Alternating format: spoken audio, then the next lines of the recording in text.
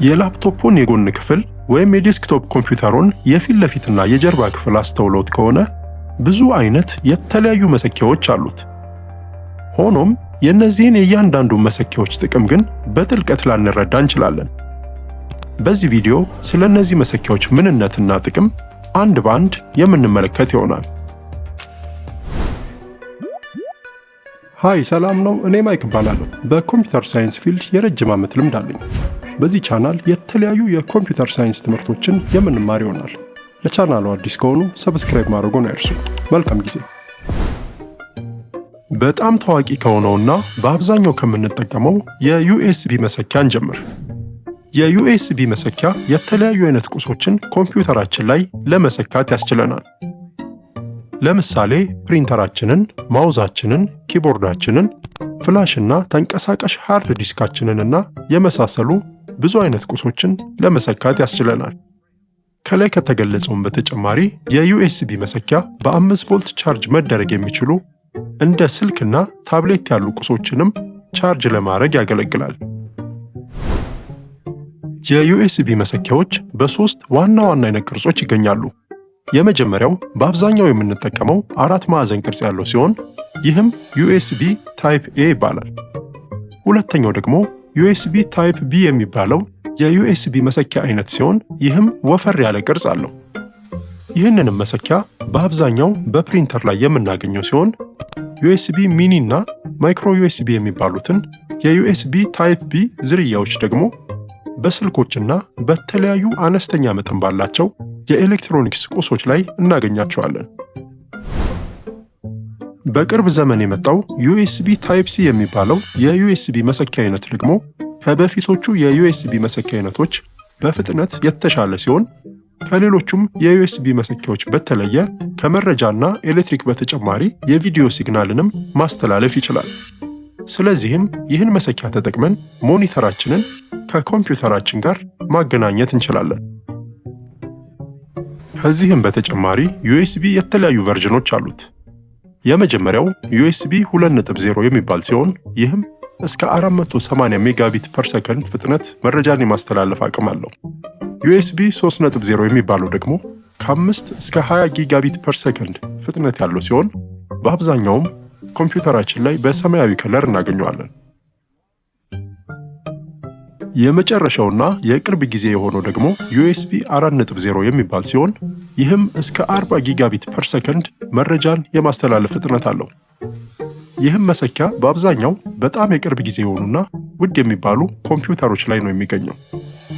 ኮምፒውተሩ ላይ ቢጫ ወይም ቀይ የዩኤስቢ መሰኪያዎች ከተመለከቱ ደግሞ እነዚህ መሰኪያዎች ኮምፒውተራችን ስሊፕ ላይ ሆኖ ወይም ጠፍቶ ባለበት እንደ ስልክና ሌሎች በዩኤስቢ ቻርጅ የሚደረጉ ቁሶችን ቻርጅ ለማድረግ ያስችላሉ። አሁን ደግሞ ምስል ማስተላለፊያ መሰኪያዎችን እንመልከት። ቪጂኤ ከሚባለው መሰኪያ ስንጀምር ቪጂኤ ሰማያዊ ከለር ያለው መሰኪያ ሲሆን በላዩ ላይም 15 ቀዳዳዎች አሉት። ቪጂኤ አናሎግ የሚባል መሰኪያ ሲሆን በዚህም መሰኪያ የሚተላለፍ የቪዲዮ ሲግናል ደብዛዛ ሊሆን ይችላል። በተጨማሪም ቪጂኤ የድምፅን ሲግናል የማስተላለፍ ብቃት የለውም። በዚህም ምክንያት ከገበያ ላይ እየወጣ ያለ የምስል መሰኪያ አይነት ነው። በአሁን ጊዜም የቪጂኤን ቦታ እየተካ ያለው ኤችዲኤምአይ የሚባለው የመሰኪያ አይነት ሲሆን ይህም መሰኪያ በአብዛኛው ዘመናዊ ቴሌቪዥኖችና ሞኒተሮች ላይ ይገኛል። የኤችዲኤምአይ መሰኪያ ከፍተኛ ጥራት ያለው የምስልና የድምፅ ሲግናል የማስተላለፍ ብቃት አለው። ኤችዲኤምአይ የተለያዩ ቨርዥኖች ያሉት ሲሆን የመጀመሪያው ኤችዲኤምአይ 1.4 ይባላል። ይህም 4K ጥራትን በ30 ሄርዝ የማሳየት አቅም አለው። 4K የሚለው በስክሪኑ ላይ ያሉትን የፒክስል ወይም ነጠብጣቦች ብዛት የሚያሳይ ሲሆን 30 ሄርዝ የሚለው ደግሞ በሰከንድ ምስሉ ሪፍሬሽ የሚያደርግበትን መጠን ይነግረናል። እነዚህም ሁለት ቁጥሮች ማለትም የፒክስል ቁጥርና የሪፍሬሽ ፍጥነት ቁጥር ሲጨምሩ የተሻለ ምስልን የማስተላለፍ አቅም ይኖራቸዋል። ኤችዲኤምአይ 2.0 የሚባለው ደግሞ ከመጀመሪያው በተሻለ 4K ጥራትን በ60 ሄርዝ የማስተላለፍ አቅም ያለው ሲሆን የመጨረሻው የኤችዲኤምአይ ዝርያ አይነት ኤችዲኤምአይ 2.1 የሚባለው ደግሞ 4K ጥራትን በ120 ሄርዝ አንዳንዴም እስከ 8K ጥራት የሚደርስ ምስል የማስተላለፍ አቅም አለው። ከአንድ በላይ ስክሪኖችን በኮምፒውተሩ ላይ ለመሰካት ከፈለጉ ዲስፕሌይ ፖርት የሚባለው መሰኪያ ያስፈልጎታል። ይህ መሰኪያ የኤችዲኤምአይ መሰኪያን የሚመስል ሲሆን ነገር ግን በአንድ ጎኑ ጠፍጣፋ ቅርጽ ያለው ነው። ይህም መሰኪያ በአንድ ገመድ ከአንድ በላይ የሆኑ ስክሪኖችን ለመሰካት ያስችላል። የመጀመሪያው የዲስፕሌይ ፖርት ዝርያ 1.4 የሚባለው ሲሆን ይህም እስከ 8K ጥራት ያለው ምስል ያስተላልፋል። ሌላው የዲስፕሌይ ፖርት ዝርያ ደግሞ 2.0 የሚባለው ሲሆን ይህም እስከ 16K ጥራት ያለው ምስልን ያስተላልፋል። ተንደርቦልት ወደሚባለው የመሰኪያ አይነት ስንመጣ ደግሞ ይህ መሰኪያ የዩኤስቢ-C እና ዲስፕሌይ ፖርት የምንላቸው መሰኪያዎችን ጥምር ባህሪ የያዘ መሰኪያ ሲሆን ቅርጹም የዩኤስቢ-C አይነት ነው። ነገር ግን ከመሰኪያው ጎን የቦልት ወይም የመብረቅ ምልክት ይገኛል። ተንደርቦልት 3 እና 4 የሚባሉት መሰኪያዎች እጅግ በጣም ፈጣን የመረጃ ማስተላለፍ አቅም ያላቸው ሲሆን ፍጥነታቸውም እስከ 40 ጊጋቢት ፐር ሰከንድ ይደርሳል። እነዚህንም መሰኪያዎች ተጠቅመን 2 እና ከዛ በላይ የሆኑ የ4K ጥራት ያላቸው ሞኒተሮችን መሰካት የምንችል ሲሆን በተጨማሪም በእነዚህ መሰኪያዎች የተሻለና ፈጣን የሆነ ተንቀሳቃሽ የግራፊክስ ካርድ ገጥመን የላፕቶፓችንን ጌም የማጫወት ብቃት ማሳደግ እንችላለን። ከላይ ካየናቸውም ከሁለቱ የተንደርቦልት መሰኪያዎች በተጨማሪ ተንደርቦልት 5 የሚባል መሰኪያ ያለ ሲሆን ይህም መሰኪያ በጣም ውድና የቅርብ ጊዜ የሆኑ ኮምፒውተሮች ላይ ብቻ ይገኛል።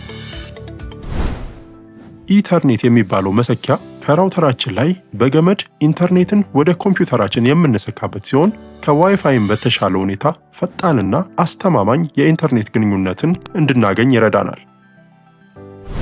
አውዲዮ ጃክ ወይም የድምፅ መሰኪያ ሄድፎናችንንና ስፒከራችንን ለመሰካት የምንጠቀምበት ሲሆን የቅርብ ጊዜ የሆኑት መሰኪያዎች ደግሞ ድምፅን ከማውጣት በተጨማሪ በዚያው መሰኪያ ተጠቅመን ማይክሮፎን ለመሰካትም ያስችሉናል።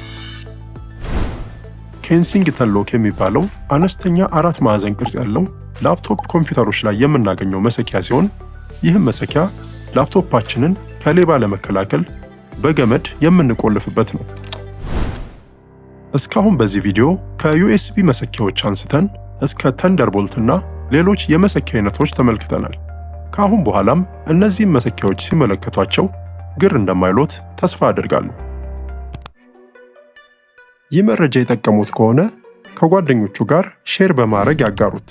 ለተጨማሪ የቴክኖሎጂ ምክሮችና ዘዴዎች ቻናሉን ሰብስክራይብ ማድረግዎን አይርሱ። ጥያቄዎች ወይም ሌሎች አስተያየቶች ካሉት ደግሞ ከታች ባሉት የአስተያየት መስጫ ላይ ማስቀመጥ ይችላሉ። በሌላ ቪዲዮ እስከምንገናኝ ሰላም።